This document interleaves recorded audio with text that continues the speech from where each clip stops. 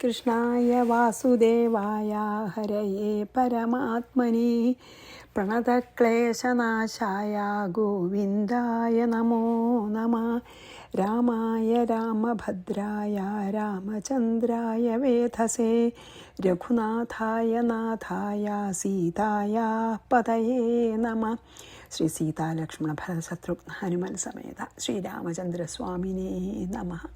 യത്ര യത്ര രഘുനാഥകീർത്തനം തത്ര തത്ര കൃതമസ്തകാഞ്ജലിം ബാഷ്പവാരി പരിപൂർണലോചനം മാരുതിം നമത രാക്ഷസാന്തകം. നമ്മൾ ഉത്തരരാമായണത്തിലത്തെ 2-ാം സർഗം 41-ാമത്തെ ശ്ലോകം. അതിലെന്താ പറഞ്ഞ വെച്ചാൽ, കുംഭകർണൻ ഉറങ്ങണ സമയത്ത് രാവണൻ ദേവന്മാരുടെ ഐശ്വര്യത്തെ അപഹരിച്ചും എല്ലാവരെയും മനുഷ്യന്മാരടക്കം എല്ലാവരും ഉപദ്രവിച്ചും കൊണ്ട് ഇരുന്നു എന്ന് പറഞ്ഞു അല്ലേ. ഇനി 42. ധനദോപി തത ശ്രുത്വാ രാവണസ്യാക്രമം പ്രഭു അധർമ്മം മാ കുരുഷ്വേദി ദൂതവാക്യർണ്യവാരയത്. അതിനുശേഷം തഥാ എന്ന് പറഞ്ഞാൽ അതിനുശേഷം പ്രഭു ധനദ അഭി, അതായത് കുബേരനും എന്ന ദേവനും രാവണസ്യ അക്രമം ശ്രുത്വ, രാവണൻ്റെ ഈ അതിക്രമങ്ങളെ കേട്ടിട്ട് അധർമ്മം മാ കുരുഷ്വ, ഇനി അധർമ്മം ചെയ്യരുത് എന്ന് ദൂതന്മാർ മുഖാന്തരം ന്യവാരയത്ത് അറിയിച്ചു. എന്താ അറിയോ, അപ്പോൾ ഇത് ഇങ്ങനെയൊക്കെ എന്താണ്, രാവണൻ ഭയങ്കര അധർമ്മം ചെയ്യണമെന്ന് അറിഞ്ഞിട്ടേ കുബേരൻ രാവണൻ്റെ അക്രമ പ്രവൃത്തികളെയൊക്കെ കേട്ടിട്ട് അക്രമം ചെയ്യാതിരിക്കേണ്ടതാണ് എന്ന് ഒരു ദൂതനെ അറിയിച്ച് രാവണനെ അറിയിച്ചു. അതായത് രാവണൻ ഇങ്ങനെ ചെയ്യണതൊന്നും പിന്നെ എൻ്റെ അപ്രൂവലോട് കൂടിയിട്ടല്ലാന്നെങ്കിലും എല്ലാവരും അറിയട്ടെ വെച്ചിട്ടേ, അതായത് വൈശ്രവണൻ്റെ കുബേരൻ്റെ അപ്രൂവൽ ഇല്ല, അതായത് രാവണൻ്റെ പ്രവൃത്തികളെക്കുറിച്ച് ശരിക്കും പ്രതിഷേധമുണ്ടെന്ന് അറിയിക്കാനായിട്ട് ഇങ്ങനെ അധർമ്മം ചെയ്യരുതെന്ന് പറഞ്ഞു ദൂതനെ രാവണൻ്റെ അടുത്തേക്ക് അയച്ചു. ആര്? ജ്യേഷ്ഠനായിട്ടുള്ള കുബേരൻ ഓർ വൈശ്രവണൻ. ധനദോപി തത ശ്രുത്വാ രാവണസ്യാക്രമം പ്രഭു അധർമ്മം മാ കുരുഷ്വേദി ദൂതവാക്യേർന്യവാരയത്. 43. തത ക്രുദ്ധോ ദശഗ്രീവോ ജഗാമധനദാലയം വിനിർജിത്യ ധനാധ്യക്ഷം ജഹാരോത്തമ പുഷ്പകം.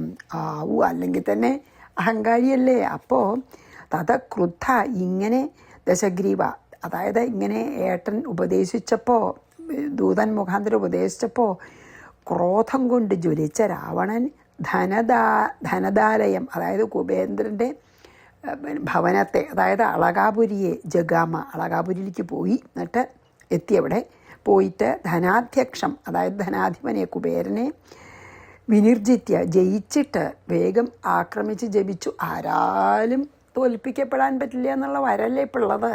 മനുഷ്യനെ ഒഴിച്ച് ആരാലും തോൽപ്പിക്കാനോ വധിക്കാനോ പറ്റില്ല എന്നുള്ള വരണ്ടേ, പിന്നെ എന്താ പേടിക്കാനില്ലല്ലോ. അപ്പോൾ കുബേരനെ പോയി ആക്രമിച്ച് ജയിച്ച് വിനിർജിത്യ, ജയിച്ചിട്ട് ഉത്തമ പുഷ്പകം, ആ വൈശ്രവണൻ്റെ കയ്യിലുള്ള ആ ഉത്തമമായ പുഷ്പക വിമാനത്തെ ജഹാര, അപഹരിച്ചു. അപ്പോൾ ഇങ്ങനെ ദൂതൻ മുഖാന്തരം വൈശ്രവണൻ അയച്ച സന്ദേശം അല്ലെങ്കിൽ കുബേരൻ അയച്ച സന്ദേശം കേട്ടൊരു രാവണൻ കുബേരൻ വസിക്കുന്ന സ്ഥലത്ത് പ്രവേശിച്ചു, അളകാപുരിയിൽ. എന്നിട്ട് ധനേശ്വരനോട് യുദ്ധം ചെയ്ത് തോൽപ്പിച്ച് പിന്നെ കുബേരൻ്റെ ഉത്തമ വാഹനമായിട്ടുള്ള പുഷ്പകത്തെ അപഹരിച്ചു. തതക്രുദ്ധോ ദശഗ്രീവോ ജഗാമധനദാലയം വിനിർജിത്യ ധനാധ്യക്ഷം ജഹാരോത്തമ പുഷ്പകം കൊണ്ടുവന്നു. ഇനി 44. ജഹാരോത്തമ പുഷ്പകം എന്നാണ് കേട്ടോ, പിന്നെ വിസർഗല. 44. തതോ യമം ച വരുണം നിർജിത്യ സമരേസുര സ്വർഗലോകമഗാത്തൂർണം ദേവരാജജിഖാംസയാ.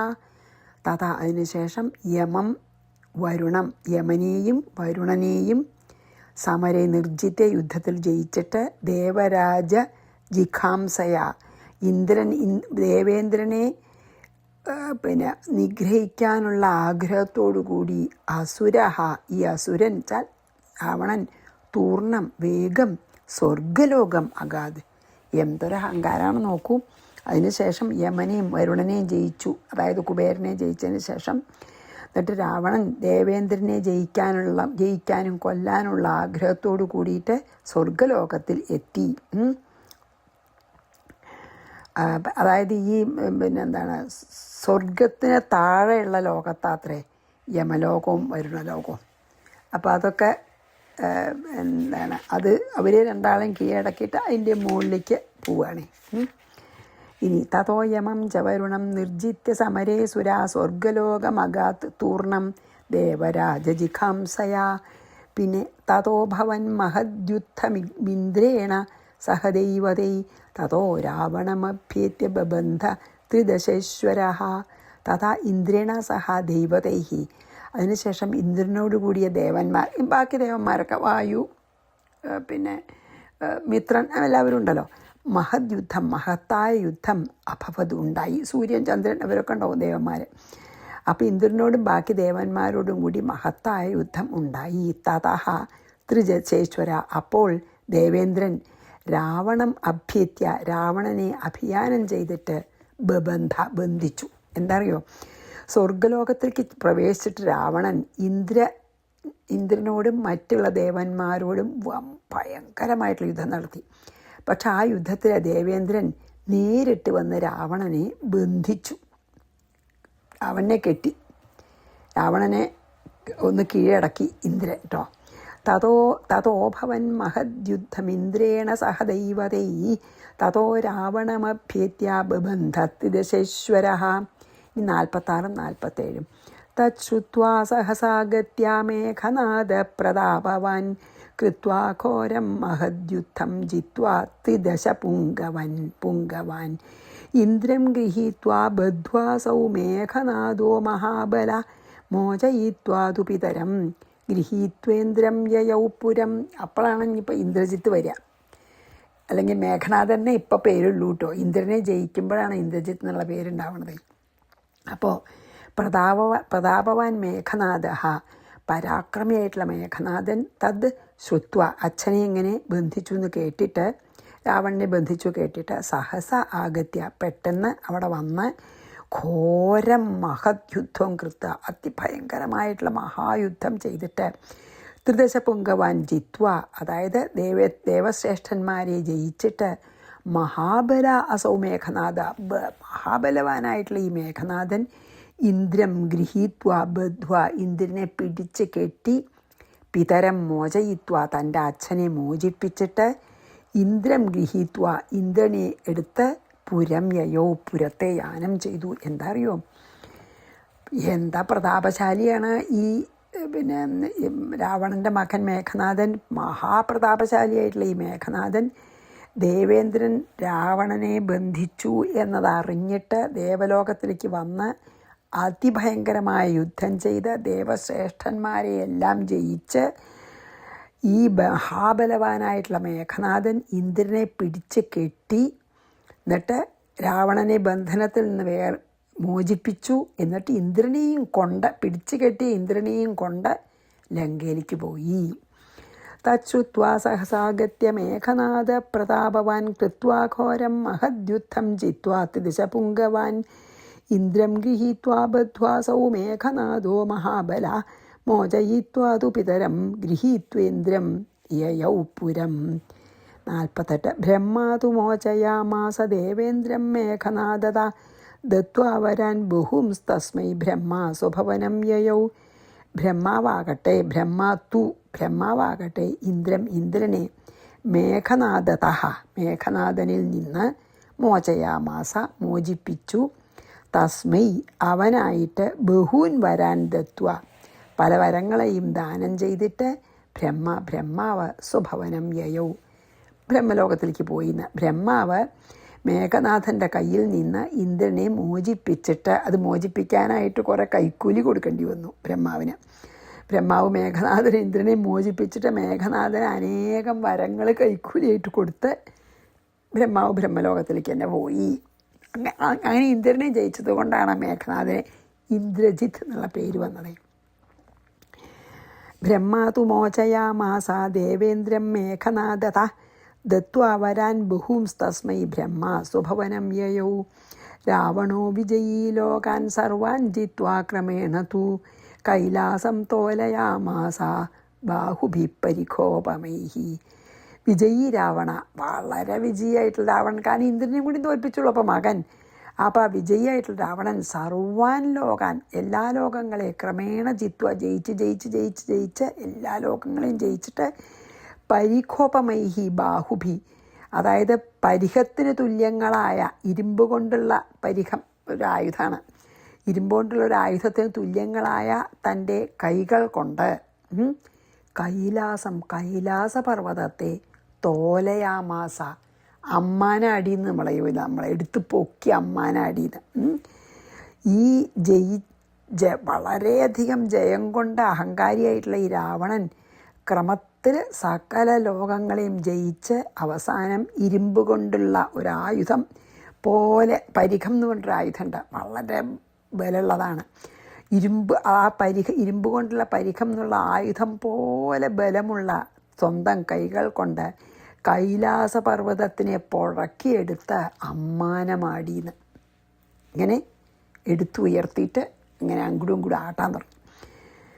രാവണോ, എന്താ അഹങ്കാരം നോക്കൂ. രാവണോ വിജയീ ലോകാൻ സർവാൻ ജിത്വാ ക്രമേണ തൂ കൈലാസം തോലയാമാസ ബാഹുഭി പരിഖോപമൈ, എടുത്തു പൊക്കിയിട്ട് ഇളക്കി.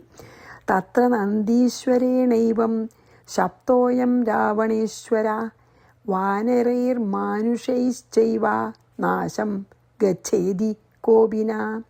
തത്ര കോപിന നന്ദീശ്വരേണ. അപ്പോൾ കൈലാസം എടുത്ത് അമ്മാനാടിയപ്പോൾ നന്ദീശ്വരന് ദേഷ്യം വന്നു. കോപിച്ച നന്ദീശ്വരനാൽ അയം രാവണേശ്വര, ഈ രാവണൻ ശപിക്കപ്പെട്ടു. നന്ദീശ്വരൻ കൈലാസം എടുത്ത് അമ്മാനാടിയപ്പോൾ നന്ദീശ്വരൻ ദേഷ്യം വന്നിട്ട് നന്ദീശ്വരൻ രാവണനെ ശപിച്ചു. വാനരൈഹി മാനുഷൈഹി ച, വാനരന്മാരാലും മാനുഷന്മാരാലും നാശം ഗച്ഛായി, നിനക്ക് നാശം ഉണ്ടാവട്ടെ എന്ന് ശപിച്ചു.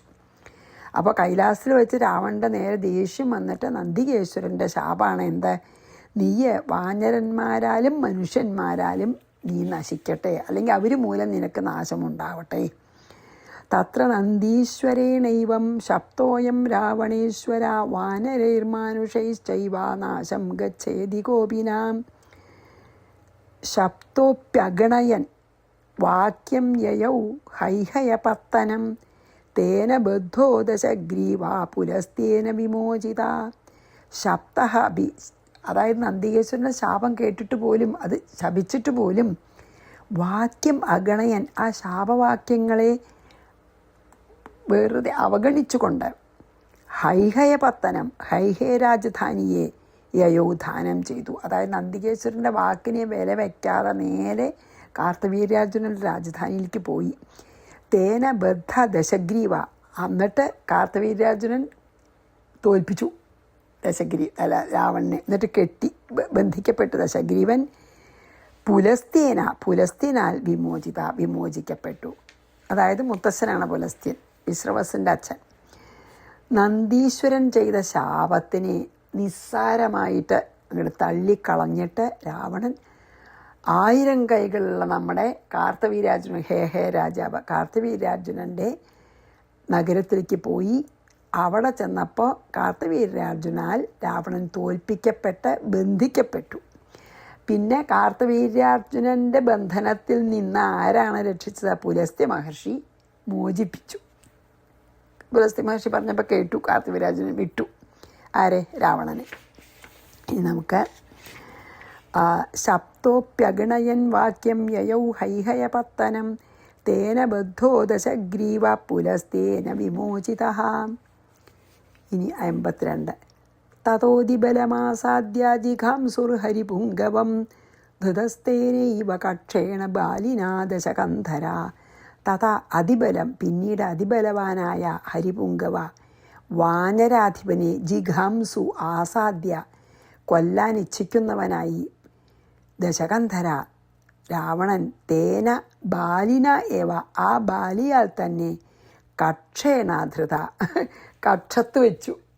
വേഗം ബാലി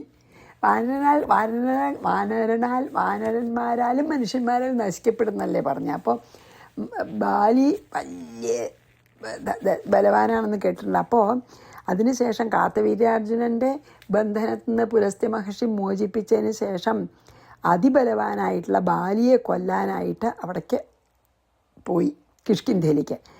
ആ ബാലിയാണെങ്കിലോ ബാലി രാവണനെ കക്ഷത്ത് വെച്ച് ഇടുക്കി, കക്ഷത്ത് വെച്ചു, കക്ഷം കൊണ്ട് ബന്ധിച്ചു.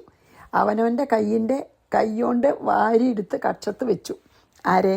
എന്നിട്ട് ഇളക്കാൻ പറ്റാതെ അവിടെ നിർത്തി ബന്ധിച്ചു, കക്ഷത്തിൽ ബന്ധിച്ചു. ബാലിയെ കൊല്ലാൻ ആഗ്രഹിച്ചു പോയ രാവണൻ ബാലിയുടെ കക്ഷത്തിൽ കിടക്കേണ്ടതായി എന്നർത്ഥം. അതിനുള്ള അങ്ങനെ ബാലി ജയിക്കാൻ പറ്റിയില്ല. ബാലിക്ക് ഒരു വിഷമവും ചെയ്യേണ്ട, കക്ഷത്തിൽ വെച്ച് ഇറുക്കി രാവണനെ എന്നർത്ഥം. തതോതി ബലമാസാദ്യ ജിഘാംസുർഹരിപുങ്കവം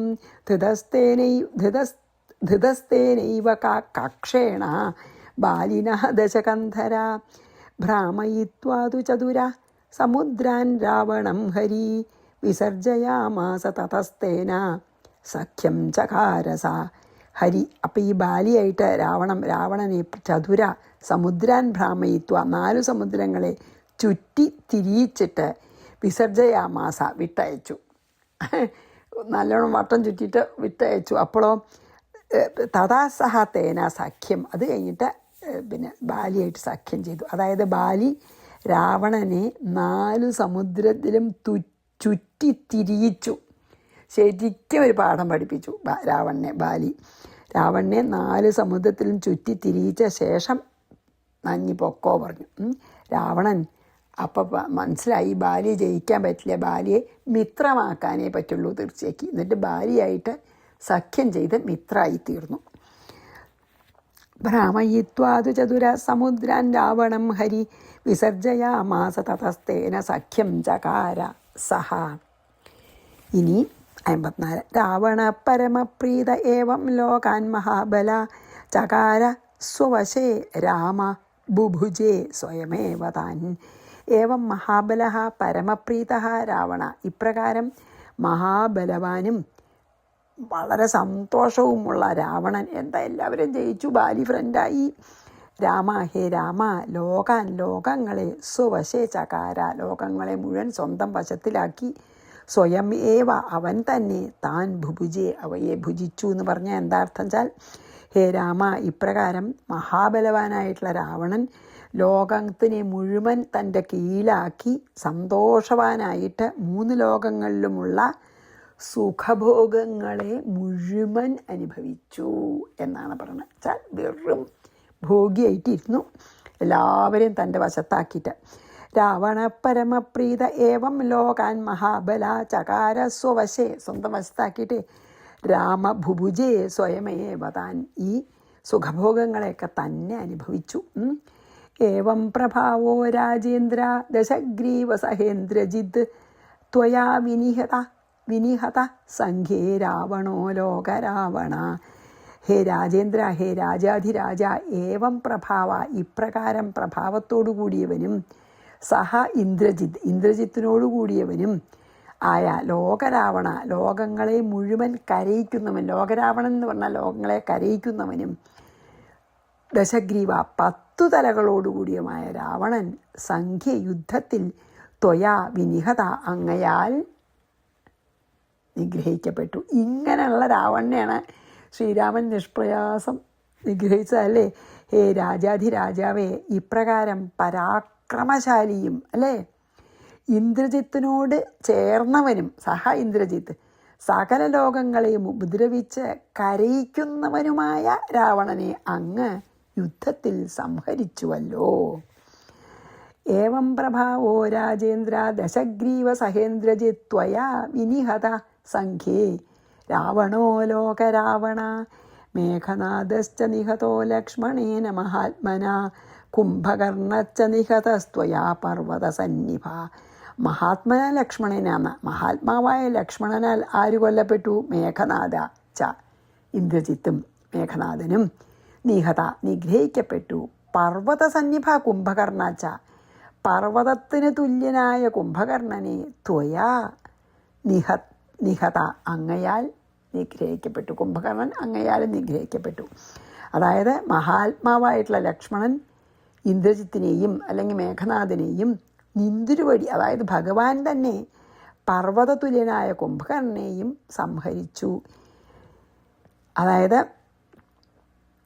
അതിൻ്റെ അർത്ഥം എന്താ വെച്ചാൽ, ഇന്ദ്രനെയും ബന്ധിച്ച മേഘനാഥൻ ശരിക്കും രാവണനേക്കാളും ബലവാനാണ്. അപ്പം ശരിക്കും ലക്ഷ്മണൻ ശരിക്കും രാവണനെ കൊല്ലണേനേക്കാൾ വിഷമമുണ്ട ശരിക്കും ഇന്ദ്രജിത്തിനെ കൊല്ലാൻ. ലക്ഷ്മണൻ അത് സാധിച്ചു എന്നർത്ഥം. മേഘനാഥശ്ച നിഹതോ ലക്ഷ്മണേന മഹാത്മന കുംഭകർണശ്ച നിഹതസ്ത്വയാ പർവ്വതസന്നിഭഃ ഭവാൻ നാരായണ സാക്ഷാൽ ജഗദാമാദികൃദ്വിഭു ത്വൽസ്വരൂപമിദം സർവം ജഗത് സ്ഥാവരജംഗമം. അങ്ങ് ഭവാൻ ചാൽ അങ്ങ് ജഗതാം ആദികൃത്, ജഗത്തുക്കളുടെ മുഴുവൻ സൃഷ്ടികർത്താവും. അതാ സൃഷ്ടിക്ക് മുമ്പും പിമ്പും ഉണ്ട് അല്ലേ. അപ്പോൾ സൃഷ്ടികർത്താവാണെന്ന് മാത്രമല്ല, ആദ്യത്തെ വിഭു, സർവവ്യാപിയാണ്. വിഭു പറഞ്ഞാൽ അതാണ് സർവവ്യാപി. സാക്ഷാൽ നാരായണനാകുന്നു.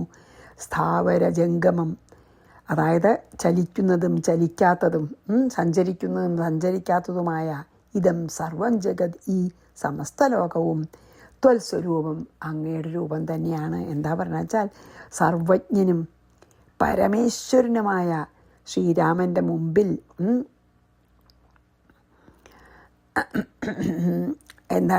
എന്താ പറയണറിയോ, അഗസ്ത്യമുനി പറയണ, ഇങ്ങനെയൊക്കെ പറയാൻ തന്നെ പറ്റുമെന്ന് വെച്ചല്ലേ. എന്താ പറയണ വെച്ചാൽ, അഗസ്ത്യമുനിക്ക് എത്ര പറഞ്ഞാലും മതിയാവില്ല. അദ്ദേഹം പറയാണ്, അഗസ്ത്യമുനിയുടെ സ്തുതിയാണല്ലോ അത്. അങ്ങ് ലോകങ്ങളുടെ മുഴുവൻ ആദി കർത്താവും ആദി സ്രഷ്ടാവും എങ്ങും നിറഞ്ഞിരിക്കുന്ന വിഭുവും സാക്ഷാൽ ശ്രീനാരായണനുമാകുന്നു. ചരാചരാത്മകമായ, അതാണ് ഈ സ്ഥാവരജംഗമെന്ന് പറഞ്ഞുവല്ലോ, ചരാചരാത്മകമായ ഈ സർവ്വജഗത്തും അങ്ങയുടെ സ്വരൂപം തന്നെയാണ്. അങ്ങ് വിശ്വരൂപിയാണ് എന്ന് പറയാണ്. പിന്നെ അഗസ്ത്യനി ഭവാൻ നാരായണ സാക്ഷാൽ ജഗദാമാദികൃത് വിഭു ത്വൽസ്വരൂപമിദം സർവം, എല്ലാം ഭഗവാന്റെ സ്വരൂപമാണ്. ജഗത് സ്ഥാവരജംഗമം, അതായത് പ്രപഞ്ചാകാരനായിട്ട് നിൽക്കുന്ന ആളാണ് ഭഗവാനെ. തന്നാഭികമലോൽപ്പന്നോ ബ്രഹ്മാലോകപിതാമഹ അഗ്നിസ്തേ മുഖതോ ജാതോ വാചാ സഹ രഘുത്തമ. ലോകപിതാമഹ ബ്രഹ്മ, ലോകങ്ങളുടെ മുഴുവൻ പിതാമഹനായിട്ടുള്ള ബ്രഹ്മാവ്. ത്വം നാഭികമലോൽപ്പന്ന, അങ്ങയുടെ നാഭികമലത്തിൽ നിന്നുണ്ടായതാണ്. രഘുത്തമാഹേ രഘുശ്രേഷ്ഠ. അഗ്നി വാചാ സഹ, വാക്കോടുകൂടി, തേ മുഖത, അങ്ങയുടെ മുഖത്തിൽ നിന്നും ജാത, ജനിച്ചു. നമ്മൾ വിരാട് സ്വരൂപൻ്റെ പറഞ്ഞപ്പോൾ അങ്ങനെ പറഞ്ഞുല്ലോ, അഗ്നിയും വാക്കുമൊക്കെ ഭഗവാന്റെ മുഖത്തു നിന്നാണെന്ന് അതന്നെയാണ് പറഞ്ഞത്. ഈ ചരാചരാത്മകമായ ലോകം അങ്ങയുടെ സ്വരൂപമാണെന്ന് കഴിഞ്ഞ ശ്ലോകത്തിൽ പറഞ്ഞുല്ലോ. എന്നിട്ട് പറയുകയാണ്, ഹേ രഘുശ്രേഷ്ഠ, ലോകങ്ങളുടെ സൃഷ്ടികർത്താവായിട്ടുള്ള ഈ ബ്രഹ്മദേവൻ അങ്ങയുടെ നാഭികമലത്തിൽ നിന്നാണ് ഉണ്ടായത്. അങ്ങയുടെ മുഖത്തു നിന്നാണ് അഗ്നിയും വാക്കും ഉണ്ടായത്. അതായത് വാക്കിൻ്റെ അധിഷ്ഠാന ദേവതയാണ് അഗ്നി. അതാണ് ഭഗവാന്റെ മുഖത്തു നിന്നാണ് വാക്കിൻ്റെ അധിഷ്ഠാന ദേവതയായിട്ടുള്ള അഗ്നി ഉണ്ടായത് എന്ന് പറയാണ്. തന്നാഭികമലോൽപ്പന്നോ ബ്രഹ്മാലോകപിതാമഹ അഗ്നിസ്തേ മുഖതോ ജാതോ വാചാ സഹ രഘുത്തമ. എത്രയായി? അപ്പം നമുക്ക് ഒന്നും കൂടി ചെയ്ത് നിർത്താം. ബാഹുഭ്യം ലോകപാലൗഘ ചക്ഷുർഭ്യം ചന്ദ്രഭാസ്കരൗ ദിശശ്ച വിദിശശ്ചൈവ കർണാഭ്യാം തേ സമുദ്ധിതാഹ. ഇനി വിരാട് സ്വരൂപം തന്നെ പറഞ്ഞേക്കണം കേട്ടോ. ബാഹുഭ്യാം, രണ്ടു ബാഹുക്കളിൽ നിന്ന് ലോകപാലൗഘാഹ, ലോകപാലകന്മാർ, ദിക്പാലകന്മാർ, ലോകപാലകന്മാരൊക്കെ അങ്ങയുടെ ബാഹുക്കളിൽ നിന്ന് ജനിച്ചു. ചക്ഷുർഭ്യാം, രണ്ടു കണ്ണുകളിൽ നിന്ന് ചന്ദ്രഭാസ്കരവും, ചന്ദ്രനും സൂര്യന്മാരും ഉണ്ടായി. അല്ലെങ്കിൽ അങ്ങയുടെ ചന്ദ്രനും സൂര്യനും അങ്ങയുടെ കണ്ണുകളാണെന്നും പറയാം. തേ കർണാഭ്യാം, അങ്ങയുടെ രണ്ടു കർണങ്ങളിൽ നിന്ന് ദിശ വിദിശ, ദിക്കുകളും വിധിക്കുകളും ഉണ്ടായി. എന്നായത് അങ്ങയുടെ കൈകളിൽ നിന്ന് ദിക്പാലകന്മാരുടെ സമൂഹങ്ങളും നേത്രങ്ങളിൽ നിന്ന് ചന്ദ്രസൂര്യന്മാരും കർണങ്ങളിൽ നിന്ന് ദിക്കുകളും വിധിക്കുകളും ഉണ്ടായി എന്ന് പറയുകയാണ്. അതായത് ഈ അഷ്ടദിക്പാലന്മാരായിട്ടുള്ള ഇന്ദ്രൻ, ഒക്കെ ഉണ്ടല്ലോ, ഇന്ദ്രാദികളൊക്കെ പിന്നെ എന്താണ് അവരൊക്കെയാണ് പറയണത് കേട്ടോ. ഈ ദിക്പാലകന്മാരൊക്കെ ഭഗവാന്റെ കൈകളിൽ നിന്നുണ്ടായതാണെന്നാണ് പറയണത്. അത് വിരാട് സ്വരൂപൂർണത്തിൽ നമ്മൾ പറഞ്ഞു, ഏതിൽ ഭാഗവതത്തിലൊക്കെ. അപ്പോൾ കയ്യിൽ നിന്നാണ് ദിക്പാലകന്മാരൊക്കെ ഉണ്ടായത്. കണ്ണിൽ നിന്ന് സൂര്യചന്ദ്രന്മാർ, കർണങ്ങളിൽ നിന്ന് ദിക്കുകൾ ഉണ്ടായി എന്ന് പറഞ്ഞ് നമുക്ക് ഇന്നിവിടെ നിർത്താം. 59 കഴിഞ്ഞിട്ട് ബാഹുഭ്യം ലോകപാലൗഘ ചക്ഷുർഭ്യം ചന്ദ്രഭാസ്കരൗ വിദിശശ്ചൈവ കർണാഭ്യാം തേ സമുദ്ധിതാഃ. ശ്രീകൃഷ്ണാർപ്പണമസ്തു. സർവത്ര ഗോവിന്ദനാമസങ്കീർത്തനം. ഗോവിന്ദ ഗോവിന്ദ. ശ്രീ സീതാലക്ഷ്മണ ഹനുമൽ സമേത ശ്രീരാമചന്ദ്രസ്വാമിനേ നമഃ. ഗുരുവായൂരപ്പാ ശരണം.